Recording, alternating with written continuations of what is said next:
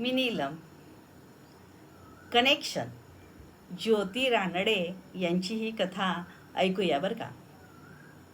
रैना विचारात हरवली होती. भेटावं का या बाईंना, का दुर्लक्ष करावं? 1 आठवड्यापूर्वी त्यांचा टेक्स्ट आला होता की तुमच्याशी काही महत्त्वाचे बोलायचे आहे. तुम्ही भेटाल का मला? नाव नाही, माहिती नाही, म्हणून तिनं तो टेक्स्ट डिलीट करून टाकला होता. परत टेक्स्ट आला की तुमची 10 मिनटं तरी मला मिळू शकतील का? ती कामावून घरी आली, पण तो टेक्स्ट काही मनातून जात नव्हता.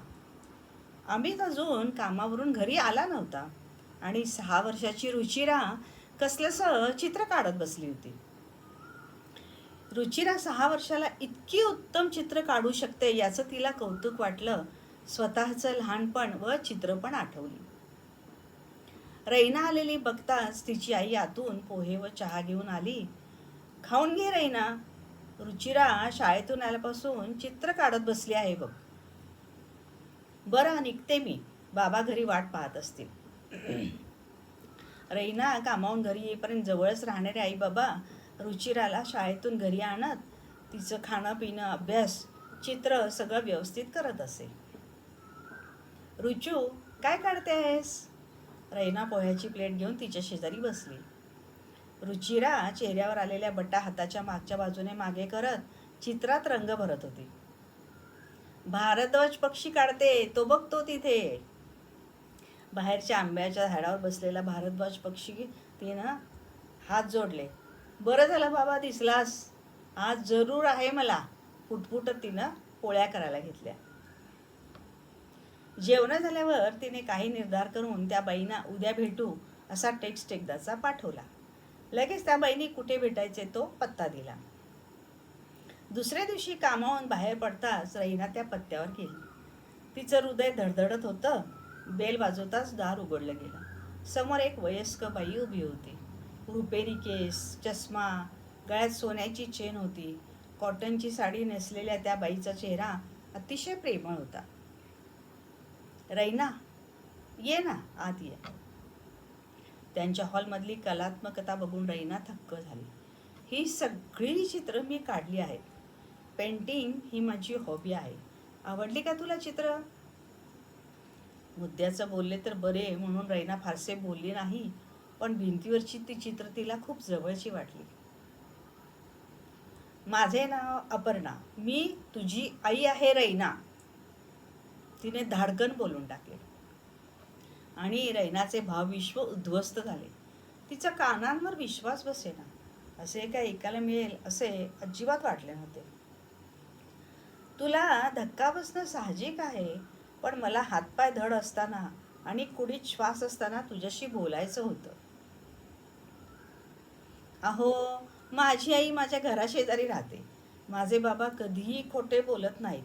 तुम्ही हे काय बोलतात? रैनाच्या कपाळावरचे धर्मबिंदू अपर्णाला दिसत होते. ऐक रैना, माझा नवरा कॅप्टन सतीश कदम युद्धात शहीद झाला. तुझा जन्म झाला आणि काही तासातच सतीश गेला ही बातमी आली. मी खचून गेले. माझी काही तासांची लेक माझ्या हातात होती. पायावर तुळशीचे पाना एवढा बर्थमार्क असलेली आपली सुंदर लेक तिचे बाबा बघू शकणार नाहीत म्हणून मी कोसळून गेले होते. माझ्याच खोलीत आणि एक बाई होत्या. तिची मुलगी बघायला तिचे बाबा आले होते. ती बिचारी तिच्या नवऱ्याला फार कौतुक करू नको सांगत होती, कारण माझ्या मुलीला बघायला तिचा बाबा कधीच येणार नव्हता. ती माझे सांत्वन करत घरी गेली. मी पण घरी आले. त्या धक्क्यातून मी थोडी सावरले आणि 4 दिवसांनी माझ्या लक्षात आलं की माझ्या बाळाच्या पायावर तुळस पाना एवढा बर्थमार्क दिसत नाही. मी घाईघाईनं हॉस्पिटलला गेले. त्यांनी खूप शोधाशोध केली, पण काही पत्ता लागला नाही. त्यांनी सर्व आयांना फोन करून तुमच्या बाळाच्या पायावर छोटा बर्थमार्क आहे का हे विचारले. तुझी आई मात्र बाळणपणानंतर सासरी गेली होती. त्यांना बरेच फोन केले, पण उत्तर मिळाले नाही. तुम्ही सारे 1 आठवड्यात परदेशी गेला होतात. माझ्याकडे असलेली मुलगी मी माझी म्हणून उत्तम प्रकारे वाढवली. ती डॉक्टर झाली. तुझी डॉक्टर मीना पाटणकर हीच ती मुलगी आहे. तू हल्लीच तिच्याकडे पेशंट म्हणून जाऊ लागलीस असे मीना म्हणाली. ती मोठी झाल्यावर मी तिला सर्व काही सांगितलं आहे. ती जेव्हा तुला भेटली तेव्हा ती आनंदानं वेडी झाली होती. दोघींचा वाढदिवस एकच व तो बर्थ मार्क. तुझ्या पायावरील बर्थ मार्क तिनं बघितला व मला सांगितलं, पण तेवढा बर्थ मार्क सोडता आमच्याकडे काहीच पुरावा नव्हता. 2 महिन्यांपूर्वी तुझ्या चित्रांचे प्रदर्शन लागले होते. तिथे मी जेव्हा तुझी चित्रे बघितली तेव्हा मला खात्री पटली की तू माझी लेक आहेस. बघ ही आपली चित्रे, त्यात हे चित्र बघ. एक आई आपले पिल्लू शोधण्यासाठी धावते आहे आणि तू काढलेलं एक मूल आपली आई शोधण्यासाठी धावत आहे. यातले साम्य बघ, विचार बघ. हा विषय तू निवडण्याचं काय कारण असेल याचा कधी विचार केलास का? तुझे ते बक्षीस मिळालेले अकल्पिता पेंटिंग बघ आणि हे माझे एकटी नावाचं पेंटिंग बघ. याचा आत्मा एकच आहे. तुझ्या आणि माझ्या चित्रातून तू आणि मी प्रगट झालो आहोत. हे प्रकटणं, हे साम्य फक्त एखाद्या चित्रकारालाच समजेल. त्या रेषा, ते भाव, ते रंग परिचित वाटतात ना. रैना ती चित्र बघून थक्क झाली होती. एकदा त्या चित्रांकडे आणि एकदा आपल्या पायावरील बर्थ मार्क बघत ती उठली व तिने अपर्णाला घट्ट मिठी मारली. दोघींचे खांदे ओले झाले होते. तेवढ्यात बेल वाजली आणि मीना आत आली. डॉक्टर मीना, तुम्ही मला काही कधी बोललाच नाहीत. रैना मीनाकडे बघत होती. आपल्या आईसारखे नाक असणारी मीना पहिल्यांदा भेटली तेव्हा रैना तिच्या आईला म्हणाली होती, आई तू डॉक्टर पाटणकर तुझ्यासारखी दिसते अगं. आईनं हसून मान हलवली होती. अपर्णा व रैनाचे रूप सारखं नव्हतं, पण देहबोली सेम टू सेम होती. पण कॅप्टन सतीशसारखे दिसणारी रैना बाबांच्या फोटोकडे अभिमानाने पाहत होती. आता मीनाची तिच्या आईशी भेट घडवून कधी आणावी याची चर्चा करत चहा कॉफी झाली.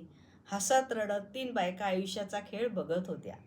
नर्सच्या चुकीने 2 मुली बदलल्या गेल्या, पण आज त्या परत त्यांच्या आयांना भेटणार होत्या. काही न बदलता, फक्त आपलं बोल दुसरीकडे कसं वाढलंय बघायला. रैनाने आईबाबांना फोन करून लगेच या कळवले.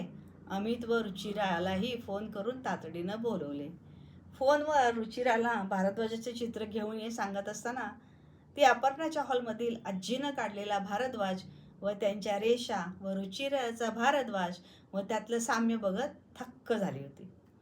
चित्र बोलतात हे तिनं नेहमीच अनुभवलं होतं, पण ती इतकी काही बोलू शकतात हे आजवर तिला माहीत नव्हतं.